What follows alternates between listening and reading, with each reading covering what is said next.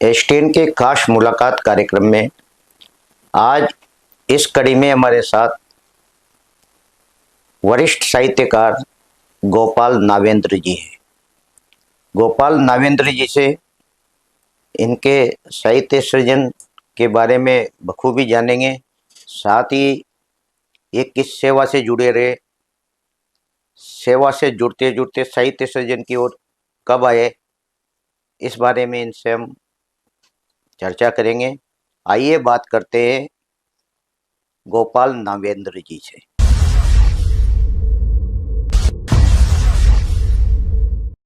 गोपाल जी, आपका हमारे स्टूडियो में बहुत बहुत स्वागत है। नमस्कार सर। गोपाल जी, सबसे पहले तो हमारे दर्शकों को आपके जीवन परिचय के बारे में आप बताएं। आप कहाँ से हैं, शिक्षा वगैरह आपकी कहाँ हुई और किस क्षेत्र से आप जुड़े रहे, जब यानी साहित्य सृजन कब से आपने आरंभ किया?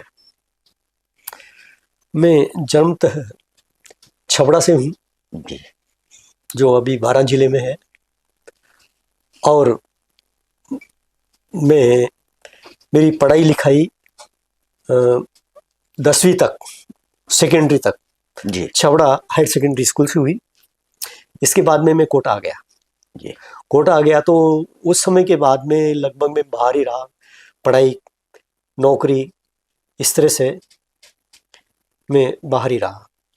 और साहित्य से मेरा संपर्क स्कूल के टाइम से, कविताओं में रुचि थी। जी। स्टेज पर भी कविताएं प्रस्तुत में करता था, कभी प्रोत्साहन मिलता था, पुरस्कार भी मिलते थे। इस तरह से मेरा साहित्य से जब मैं हाई स्कूल में था उसी समय मेरा जुड़ाव हो गया। लेकिन रचनागत क्षेत्र में मैं आया मेरे ठीक ठीक से मेरी नौकरी के समय, जी।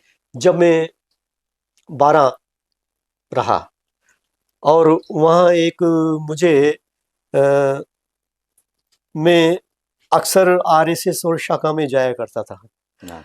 तो वहीं पर मुझे मतलब है जो मालूम पड़ा कि फला फला कवि है।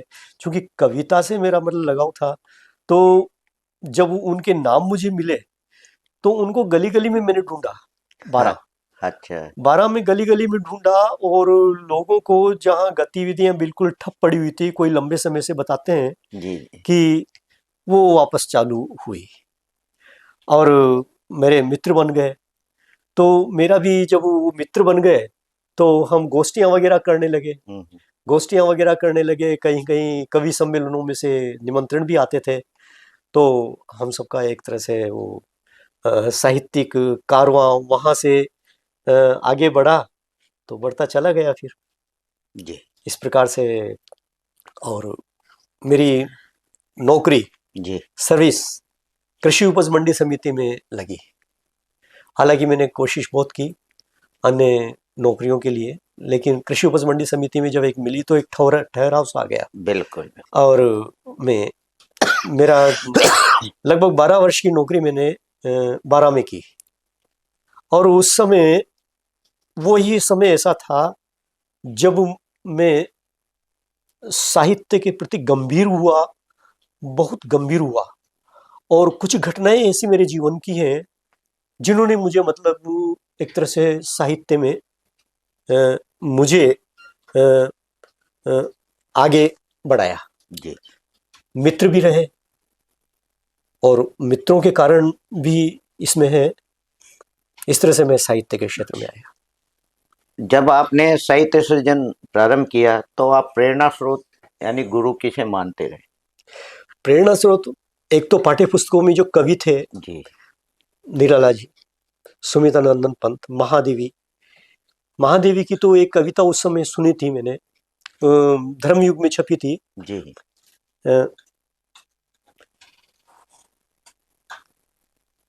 सृजन के विदाता कहो आज कैसे, मनुज मूर्ति को अदबना छोड़ दोगे। जी। सृजन की कुशल अंगुलियों की प्रथा तोड़ दोगे। तो वो कविता आज तक मुझे इतना अधिक भावाभिभूत करती है कि बहुत गहरी कविता है। जी। और में मेरे मित्रों से जुड़ा तो उनसे मुझे प्रेरणा मिली, बिल्कुल। जैसे कि द्वारकालाल जी गुप्ता, चंद्रमोहन जी व्यास, सुरेंद्र यादवेंदु जी, वो तो अभी राष्ट्रीय स्तर पे भी वो कवि बनकर पहुंचा। जी और भी हैं वहाँ पर कवि लोग, कन्हैयालाल जी शर्मा, अ, अ, मेरा उस समय रामचंद्र जी नागर, वो एक अध्यापक थे। वो उनकी भी एक कविता की पंक्ति है जो मुझे अभी भी बहुत भावपूर्ण कर देती है कि अ, दीपक की कविता थी वो, जी जी कि तू, दीपक को वो आह्वान करते हैं कि तू तेल खत्म हो जाए तो भी तू रात भर जलना, उजाला देना, जी प्रकाश। तो इस प्रकार से मेरा मतलब ये काव्य से, कविता से जुड़ाव बढ़ता रहा। और फिर मैं इसके बाद में गद्य के क्षेत्र में आया, कहानियां लिखनी प्रारंभ, कहानियां मेरी छपी पत्र पत्रिकाओं में। तो इस तरह से जी। आगे का मार्ग प्रशस्त होता चला गया। गोपाल जी, पहली कविता आपने कब लिखी थी? मैंने पहली कविता लिखी थी, मैं जब हायर सेकेंडरी स्कूल में पढ़ता था, जी बसंत आ तो रहा है। उस कविता के अंदर जो बसंत के आने की जो मधुरिमा चारों तरफ फैल जाती है, सुषमा जी जी फैल जाती है, वो थी। और बहुत छोटी सी कविता थी, वो सराही गई।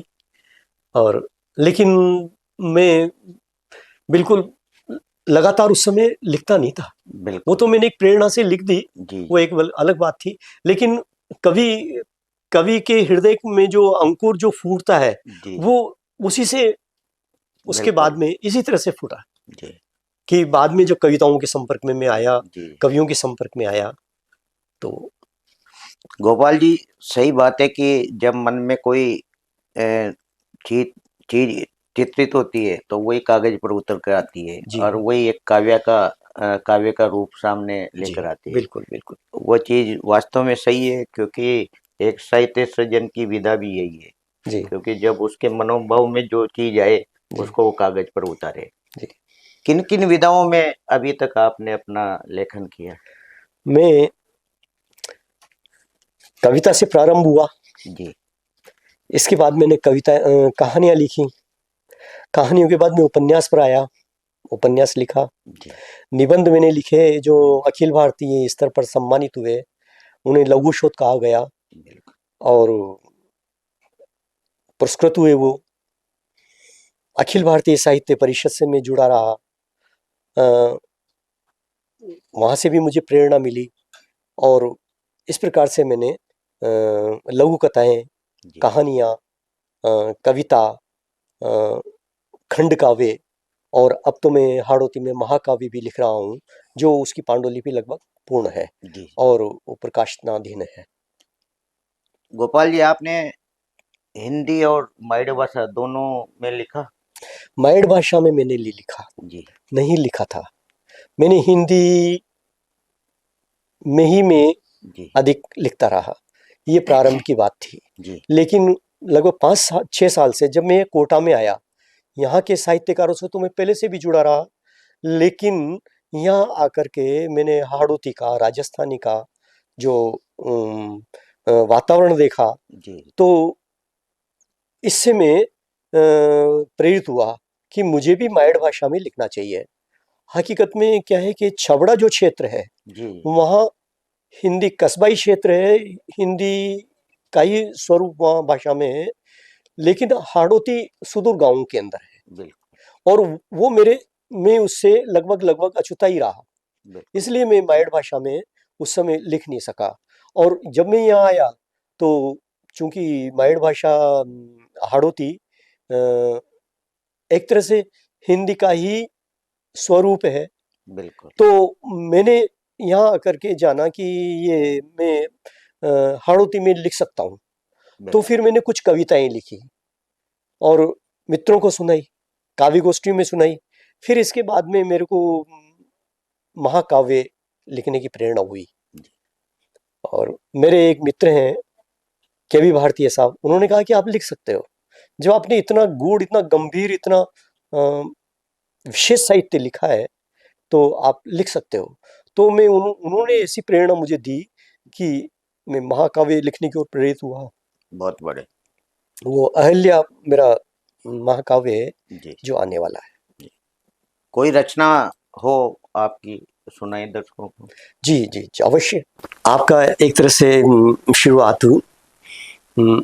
कर रहा हूँ। मेरा जो महाकाव्य है जी उसमें नारी की गहन वेदना है, उसके जीवन की, उसके नारी जून की। जी तो मैं आपको उसका एक अंश बिल्कुल सुनाए आप। सुना। सत्कर्म और मर्यादा सुन। नारी की पीड़ा देखिए, उसकी जी। गहराई देखिए आप। इस महाकाव्य की किंचित गहराई की भी आप महसूस करेंगे। बिल्कुल।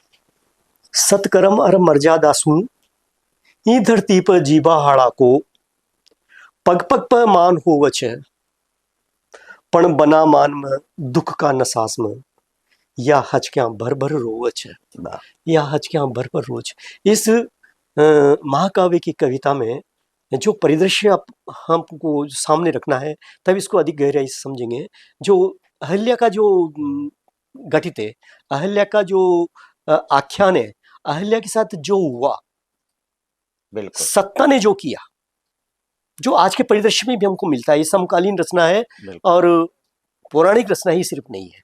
बिल्कुल। तो मानवता धरती में गडरी, मानवता धरती में गडरी, अणगण कष्टाम लाज भरी, अणगण कष्टाम लाज भरी। कतनेक कतनीक से उगी हो छार छार, कतनीक से उगी हो छार छार, कतनाक होगा टुकड़ा हरदा का, हो कर कीड़ावा में वार। अब अहिल्या का परिदृश्य बिल्कुल सामने रखें कि एक नारी के साथ जब ये घटित होता है तो क्या सोचता है, उसका जीवन कैसा हो जाता है। हो कर कीड़ावा में वार, कतनाक गरेगा ई की लाज पे ये असहबार, कतनाक गरेगा ई की लाज पे ये असहबार। पण बनाई यासन की, पण बनाई यासन की क इको घर होव एक झूपड़ी, क होव वन में, क उपवन में, क रेव महल अटारिया में, इन आव बस भरणो जीवन, इन आव बस भरणो जीवन, करे छाया जग कारण, फेला फेला आपणो आचल, फेला फेला आपणो आचल। एक हृद ममता जिशा पाणी, बनगी नंदी सागर ताणी, बनगी नंदी सागर ताणी। बेव ममता हर ठोर ठोरिया, बेव ममता हर ठोर ठोरिया, धरती पाताल क्षितिस्तानी। ऊपर से पटकी विधना ने धरती पे जन्म दिया। और इसका ये प्रारंभिक लाइन है ये, और ये बड़ी गहराई तक पहुंचती है नारी जीवन की उस पीड़ा को। ये पौराणिक आख्यान के रूप में नहीं, ये समकालीन रचना है। आज के समय को घटित लेते हुए, आज के परिवेश को, समाज के परिवेश को लेकर के, और सत्ता की चाल को बिल्कुल अपने में महसूस करती हुई आगे बढ़ती है। तो कुछ लाइनें मैंने आपको ये सुनाई, और मैं अब हिंदी की आपको सुनाई। आज के विश्व में जो माहौल है हिंसा का, युद्ध का, और जो हिरोशिमा और नागासाकी में जापान पर परमाणु बम गिरने से जो हुआ था, वहां के इंसानों की संवेदना को ध्यान में रखते हुए, और हम इस कविता को ले, उनकी पीड़ा और उनके जनजीवन के ऊपर जो आफत आई, उसको जो उन्होंने मृत्यु में हुई, उनको श्रद्धांजलि स्वरूप इन कविता को समझे। धरती और युद्ध, धरती और युद्ध ये कविता है। कई नाम है धरती के, कई नाम है धरती के, मिट्टी, घर, आदमी, मुस्कुराते बच्चे, पत्थर, पेड़, जंगल, पहाड़, ज्ञान की पुस्तकें, धरती कण कण समाई इनमें माँ की तरह, धरती कण कण समाई इनमें माँ की तरह। सबको जन्मती अपने एक गर्भ से, सबको जन्मती अपने एक गर्भ से, पर ये बांट ली, लड़ लड़कर, टुकड़े टुकड़े हम सब ने, बहुत बड़े टुकड़े टुकड़े हम सब ने, और ये चुप और ये चुप टुकड़ों में बट गई धरती, और ये चुप टुकड़ों में बट गई। अब सब हम चाहते हैं इससे कण कण प्यार करती रहे हमसे। अब हम चाहते हैं इससे कण कण प्यार करती रहे हमसे, लगातार घायल हो होकर, लगातार घायल हो होकर, रक्त रंजित रह रह करिए, रक्त रंजित रह रह करिए। धरती चलती रहती, धरती चलती रहती हमारी ममता में क्षण क्षण, लगातार धरती चलती रहती हमारी ममता में क्षण क्षण, वक्त वक्त कई भाव रूप बदलती हमारे लिए। एक था प्रेम स्वतंत्रता परिवर्तन लाती, एक था प्रेम स्वतंत्रता परिवर्तन लाती, रुकती नहीं किसी से, रुकती नहीं किसी से, सबके सामने सुदृढ़ रहकर, सबके सामने एक सुदृढ़ रहकर। धरती नहीं चाहती कभी भी, धरती नहीं चाहती कभी भी टुकड़े टुकड़े होना इंसान के हाथों से। धरती नहीं चाहती कभी भी टुकड़े टुकड़े होना इंसान के हाथों से। इसी के जन्माए इन चेहरों से, इसी के जन्माए इन चेहरों से, आदमियों से, इसी के पैदा किए लोहे से, इसी में से निकलता है, बिल्कुल इसी के पैदा किए लोहे से, इसी की शक्ति बम विस्फोट ऊर्जाओं से। ना आए वह क्षण, ना आए वह क्षण कि बने धरती के सामने इसके बच्चे, आदमी, घर, खिलौने, ये निष्प्राण जलते उड़ते, निष्प्राण जलते उड़ते आग के गोले हवा में। नहीं आए वक्त कभी जले अंतस्थल इसके गर्भ सहित ये धरती, गर्भ सहित ये धरती, मानवीय युद्ध विभीषणों में पूर्ण यह धरती। बहुत बढ़िया, बहुत सुंदर कविता गोपाल जी। और लीजिए एक कविता। हाँ, एक और सुना दें। कविता तो मैं आपको वह सुनाना चाहता था जो मैंने लिखी थी। हाँ, सुनाया। लेकिन वो क्या है कि आज के जो हमारे समाज के कर्णधार है उनको जरा अच्छा लगता नहीं है, और कि उनको कोई सीख दे। वस्तुतः समाज आज इतिहास और साहित्य को हमारे समाज में हाशिए पर पहुंचा दिया गया है। इसे कोई चाहता ही नहीं। सही कह रहे हैं। इसको चाहता नहीं है और इसे कोई सीख लेना नहीं चाहता। और चाहता क्या है कि साहित्य को हम सीख दें, कवि को हम सीख दें, लेखक को हम सीख दें, ये हमारे अनुसार लिखे। बिल्कुल। वो साहित्य के मतलब ये जो लिए अकल्याणकारी बिल्कुल समय है। सही कहा आपने। तो मैं उस कविता को आपको नहीं सुना करके, सुनाइए, उसको भी सुना दीजिए, कोई दिक्कत नहीं, बाद में सुना दूंगा मैं आपको। वो ये सुनाता हूं मैं।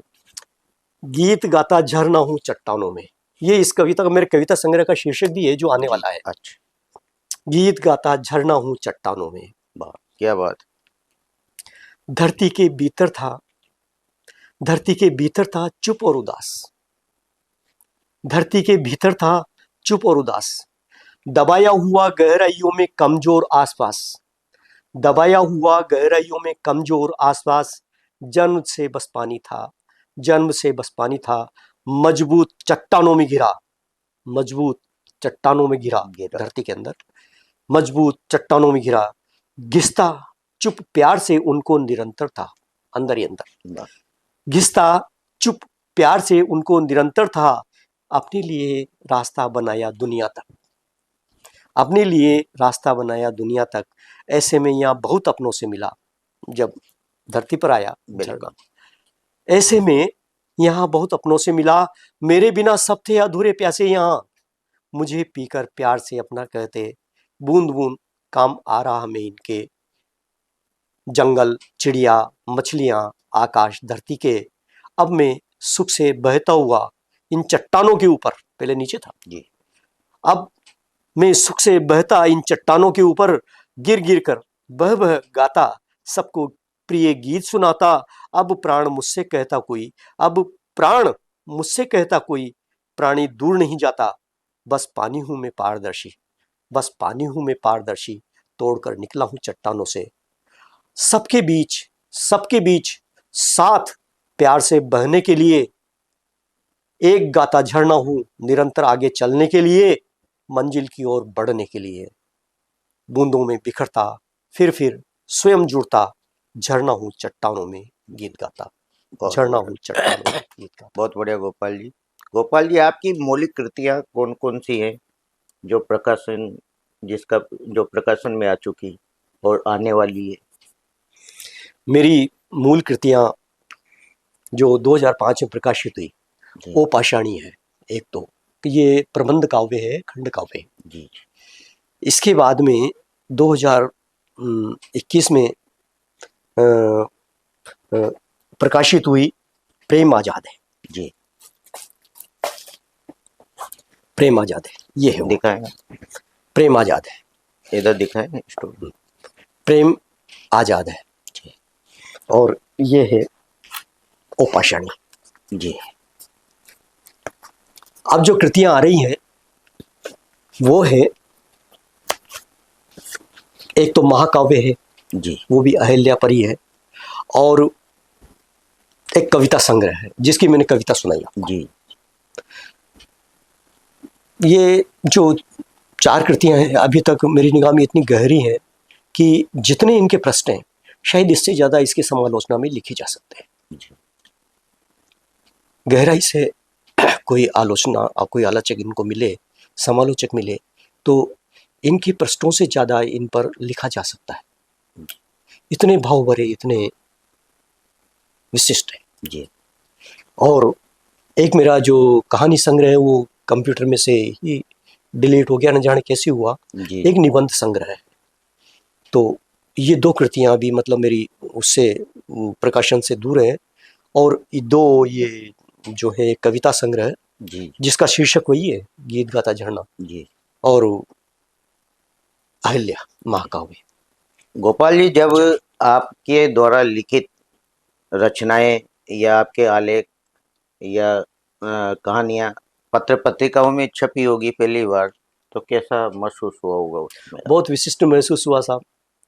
मेरी सबसे पहली कविता गांधी जी के ऊपर नवज्योति में छपी थी, जी और मुझे याद नहीं कि वो कब छपी थी। समय बहुत पुराना था, वो 12 ही में नौकरी करता था। जी तो मुझे, मैं घर पर अवकाश में था, ऑफिस में अखबार आता था, बिल्कुल। ऑफिस से टेलीफोन गया कि नाविंद्र जी आपकी कविता आई है। तब मुझे ऐसा लगा कि हृदय मेरा बांसुओं उछला। जी, पहली जो कविता प्रकाशित हुई, बिल्कुल। और इसके बाद में सिलसिला रहा मधुमती और दूसरी पत्र पत्रिकाओं में। मेरे पास इतनी डाक आती थी उस समय प्रशंसा की, कि जैसे ऑफिस में डाक आती है ऐसे बिल्कुल लोगों से बहुत मेरे प्रशंसा के पत्र आते थे। और बहुत मेरा मतलब साहित्यकारों से संपर्क भी हो गया था, हो चला था। मैं राजस्थान साहित्य अकादमी में सदस्य भी मनोनीत रहा। जी राधे श्याम जी शर्मा अध्यक्ष थे उस समय रहा। और डॉक्टर दया कृष्ण जी विजय तो मेरे मतलब ये जो अभिभावक जैसे थे, वो बिल्कुल भी अध्यक्ष रहे। लेकिन उनके समय में मेरी कई कहानियां छपी। बाद में जब वो अध्यक्ष नहीं रहे तो राधे श्याम जी शर्मा ने मेरे को अपनी उसमें साहित्य अकादमी में सदस्य मनोनीत रखा। इस तरह से ठीक, बहुत मेरा बढ़िया। प्रकाशन का सिलसिला चला। गोपाल जी, आपने बताया कि जब आप 12 पोस्टेड थे, यानी 12 जिले में पोस्टेड थे, तो अंदर से कवित्व तो आपका जागृत होता था, जी लेकिन एक स्थान नहीं था कि कहाँ बैठ के इस चीज को आगे लाया जाए। जी। आपने 12 में उस समय काव्य गोष्ठियों के प्रति लोगों को जागरूक किया, तो वो भाव कैसा रहा उस समय? उस समय बड़ा विशिष्ट भाव था। उस समय संघर्ष भी एक आया। जी हमने अपनी काव्य अभिव्यक्ति के लिए, और मैंने ही एक संस्था बनाई, काव्य भारती, जी साहित्य भारती, सॉरी साहित्य भारती, 12 में। अब 12 में। उसके अध्यक्ष बनाया हमने द्वारकालाल जी गुप्ता, जी और मैं उसका संयोजक बना, संयोजक या मंत्री कह दे, वो बना मैं। और हमारे सभी मतलब ये जो 5, 7, 8, 10 जो साथी थे वो सब उसमें रहे। और दरअसल उस साहित्य भारती के बनाने के बाद ही, और हमारा घर घर पर मतलब ये जो गोष्ठियाँ करने का एक क्रम चलता था। चल निकला। और उस समय बड़ा सुंदर एक रोचक सा घटना भी हुई। जी इमरजेंसी का समय था, अच्छा और जो थाना था वहाँ का 12 का, वो सब्जी मंडी में था। सब्जी अच्छा। मंडी में नेहरू गार्डन है, नेहरू पार्क। जी नेहरू पार्क में हम काव्य गोष्ठियाँ करते थे कई बार। जी तो हम जुड़ते थे 8-10 आदमी। अब उस समय इमरजेंसी थी तो लोगों को मतलब है ना, जो ये वहाँ पुलिस में थाना था तो किसी ने जाके कह दिया कि वहाँ 8-10 आदमी इकट्ठे हैं। जी। तो वहाँ से पुलिस अधिकारी आए और हमसे कहा, क्या कर रहे हो तुम इकट्ठे होकर के, यहाँ क्या मंसूबा बांध रहे हो सरकार के खिलाफ, चलो भागो यहाँ से। मैंने कहा जी हम तो ये साहित्य की बातें कर रहे हैं, काव्य गोष्ठियाँ नहीं, कोई काव्य गोष्ठी नहीं, भागो आप। तो हमको वहाँ से भगा दिया सर। और बाद में हमारी काव्य गोष्ठियाँ चलती रहीं, घरों पे चली। फिर हम वहाँ जवाहर पार्क में हम कभी भी नहीं करे, लेकिन चलती रही गोष्ठियाँ और हमारा चलता रहा। तो वो समय ऐसा था जब मतलब 2-5 आदमी कहीं इकट्ठे होते थे तो पुलिस वाले शंका की नज़र से देखते थे। हालांकि हम तो कुछ भी साहित्य के पैरोकार थे। और कोई गोपाल जी, आपने जो अपना साहित्य सृजन किया उसमें जैसे कहानियां बता रहे आप लिखी, तो इसमें क्या समाज के लिए आपने संदेश दिया है इन कहानियों के माध्यम से? हर कविता और हर कहानी में वस्तुतः होता समाज के लिए ही संदेश है जी। और वो जब सृजित होती है, मन में कोई भाव आता है, तो हर कविता और कहानी की तो ये बात नहीं होती, बिल्कुल। लेकिन मेरी कविता और कहानी में जो भाव प्रथम आता है वो किसी व्यक्ति को लेकर के, किसी व्यक्ति समूह को लेकर के, किसी राष्ट्र के लिए, समाज के लिए, इनको लेकर ही कोई भाव आता है जी। और मैं उनके हित में ही वह लिखता हूँ। सामाजिक, राष्ट्रीय ही मेरा मूल, और विशेषकर देशभक्ति का, ये राष्ट्रीयता का, ये मेरा मूल भाव है। जी। मैं इसी से संचालित होता हूँ। मेरा ये अब जो उपन्यास है प्रेम आजाद है जी। इसकी आप बड़ी रोचक प्रेरणा मेरे को हुई है। बताऊं मैं आपको किस्सा? बताएं। मैं आपको, देखिए कि मैं एक सेवा भारती संस्था है उसमें मैं अधिकारी था उस समय, और मुझे आया कि आपको सेवा भारती के स्कूल का निरीक्षण करना है। बिल्कुल। मैं निरीक्षण करने गया स्कूल का। स्कूल का निरीक्षण वो क्या था कि मेरे जीवन की एक ऐसी विशेष घटना हो गई, वो दुस्वप्न हो गया, कष्टकारी घटना हो गई। मैं उस स्कूल में गया तो स्कूल तो थे, खैर था, पढ़ रहे थे बच्चे वहाँ पर, एक अध्यापक जी पढ़ा रहे थे, लेकिन वो भवन क्या था? भवन एक कत्ल खाना था किसी टाइम का। उस कत्ल खाने का जो वहाँ की बनावट थी वो कत्ल खाने जैसी थी। एक होल में एक तीर लगा हुआ था, उस पर ऐसे हुक लगे हुए थे लोहे के, मोटे मोटे तारों के, जिसमें जानवरों को लटका करके और उनका मांस वगैरह, उनको नीचे नालियां थी खून की। मेरे दिमाग को झटका उस रचना को देख करके लगा, उस भवन की रचनाओं को देख करके लगा। और मैं वस्तुतः जो खास बात हुई वो ये हुई कि मैं हमारे देश के 1000 साल पुराने साहित्य में और उस माहौल में चले गए, मैं चला गया। और वो एक वही तो स्वप्न था हमारे हिंदुस्तान का। उस घटना ने मुझे इतना बेचैन कर दिया कि मेरा लेखक मन जो था वो इतना हलचल भरा हो गया कि मैं बहुत अशांत सा रहने लगा उसके बाद में। और इस उपन्यास का, अब आप देखिए कि विदेशी साम्राज्यवादियों ने 1000 साल तक हमारे देश को कत्ल खाना बनाया था। वही कत्ल खाना जो मेरे सामने आया, तो वो एक तरह से प्रतीक बन गया मेरे हिंदुस्तानी समाज का, हिंदुस्तान देश का, राष्ट्र का। तो मैंने उसको लिखा, लेकिन चूंकि आजादी के बाद का जो माहौल था वो अहिंसा, प्रेम, सारा हमारे देश का प्रेम की जो संस्कृति है वो यहाँ के कण कण में बसी हुई है।